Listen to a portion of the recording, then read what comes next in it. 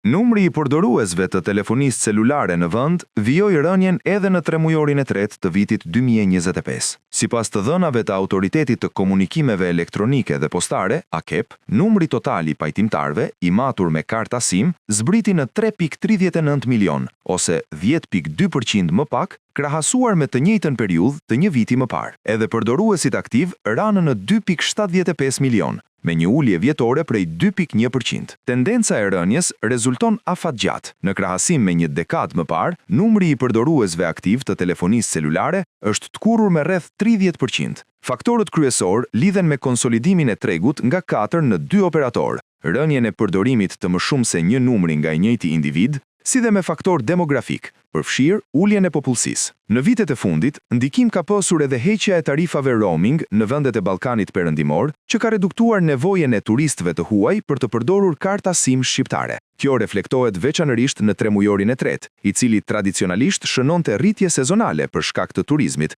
por në 2025 kjo rritje nuk u materializua. Ndërkohë, trafiku i thirrjeve nga rrjetet celulare ra me 0.5% dhe numri i mesazheve të shkruara me 6.1% krahasuar me një vit më parë, duke reflektuar zëvendësimin e tyre nga aplikacionet e bazuara në internet. Në të kundërt, përdorimi i internetit nga rrjetet celulare vijoi rritjen e shpejtë. Gjatë tremujorit të tretë 2025, trafiku i të dhënave u rrit me 19.8%, ndërsa konsumi mesatar për përdorues arriti në 10.41 GB në muaj, 21.2% më shumë se një vit më parë. Sipas AKEP, kjo rritje lidhet edhe me përhapjen e teknologjisë 5G, e cila ofron kapacitete dhe shpejtësi më të larta transmetimi.